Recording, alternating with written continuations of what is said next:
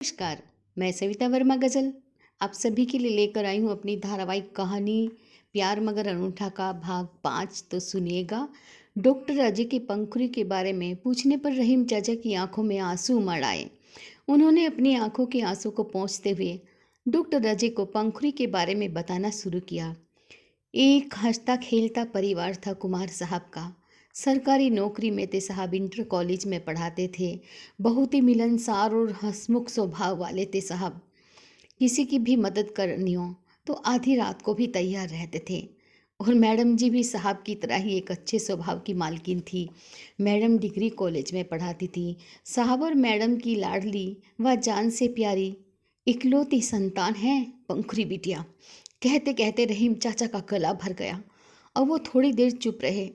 तो फिर डॉक्टर अजय ने पूछा, फिर क्या हुआ रहीम चाचा, बताइए ना। इतना हंसता खेलता परिवार, वो भी एक छोटा सा परिवार था पंखुड़ी का, जो आज उफ उसकी हालत ये क्यों है आज। एक लंबी सांस लेने के बाद रहीम चाचा ने बताना शुरू किया। साहब और मैडम का जीवन बहुत ही अच्छे से बीत रहा था। खुशियां नृत्य करती थी उनके आंगन में। हंसी की गूंज उठती तो लगता था कि कहीं शहनाई बज रही हैं। बस सुबह निकलते तीनों जन और शाम को घर आते। पंखुड़ी बिटिया मैडम के ही कॉलेज में पढ़ती थी। एक दिन एक सिरफिरे ने ट्यूशन के लिए जाते हुए रास्ते में पंखुड़ी बिटिया को छेड़ दिया।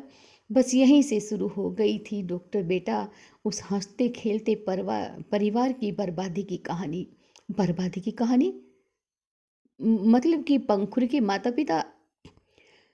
हाँ डॉक्टर बेटा, उस दिन के बाद तो अब हर रोज वो सिरफिरा पंखुड़ी बिटिया को ट्यूशन से आते जाते तंग करने लगा था। पंखुड़ी बिटिया ने तंग आकर अब ये बात मैडम जी को बताई। उन्होंने पंखुड़ी को उसके मामा के पास लखनऊ भेज दिया, क्योंकि उन्होंने उचित नहीं समझा। इस रोज रोज की झकझक से, रोज रोज की चिंता टेंशन से लोग सुनेंगे तो चार बातें बनाएंगे बस। इसीलिए पंखुड़ी बिटिया को उनके मामा के पास लखनऊ भेज दिया। बात आई गई हो गई। और अब पंखुड़ी बिटिया ने बीएड भी कर ली थी। मगर मगर रहीम चाचा, एक बात समझ में नहीं आई कि पंखुड़ी के साथ किसी ने छेड़छाड़ की तो उसके माता पिता ने पुलिस में शिकायत क्यों नहीं की। हम्म, आपको कैसे समझाऊं डॉक्टर बेटा। वो लड़का थोड़ा मानसिक रूप से बीमार लगता था और साहब ने उसे समझाया भी, किंतु वो एक ही बात कहता था कि भले उसे जान से मार दो फिर भी वो पंखुड़ी से ही ब्याह करेगा। अब भला ऐसे सिरफिरे को कोई अपनी बेटी देगा क्या। बात पुलिस तक भी पहुंची थी तो उसके घर वालों ने उसे कम दिमाग साबित करके जेल जाने से बचा लिया और यहीं एक मनोचिकित्सक द्वारा उसका इलाज भी चल रहा था। बस फिर साहब और मैडम जी की नौकरी भी जरूरी थी। पंखुड़ी बिटिया की सुरक्षा और पढ़ाई के कारण ही उन्हें उनके मामा के पास भेज दिया था। ओह, तो फिर ऐसा क्या हुआ रहीम चाचा कि पंखुड़ी की आज ये हालत। बताता हूँ बेटा, बताता हूँ। कलेजा फट पड़ने को हो जाता है जब सब याद करता हूँ। पंखुड़ी बिटिया की पढ़ाई पूरी हो गई थी। उनके लिए अच्छे बड़े घर से एक रिश्ता भी आया था। सब कुछ ठीक ठाक चल रहा था तो साहब ने पंखुड़ी बिटिया का रिश्ता भी तय कर दिया था। जो लड़का पंखुड़ी बिटिया के लिए पसंद किया गया था वो भी किसी कॉलेज में सरकारी नौकर ही था। अब पंखुड़ी बिटिया घर आ गई थी तो पहली बातें किसी को याद भी नहीं रही, क्योंकि जब खुशियाँ आती हैं तो दुख के बादल छट जाते हैं। पर किसी को ये नहीं पता था कि वो दुख के बादल छटे नहीं बल्कि और घिर कर आ रहे हैं।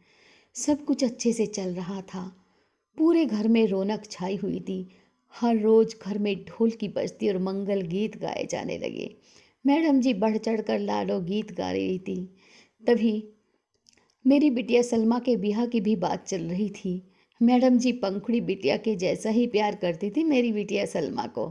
फिर एक दिन तो मित्रों, ये था मेरी कहानी प्यार मगर अनूठा का भाग 5। कृपया हमारे चैनल को लाइक शेयर व सब्सक्राइब कीजिएगा और कहानी का अन्य भाग शीघ्र आपके सामने लेकर आती हूँ।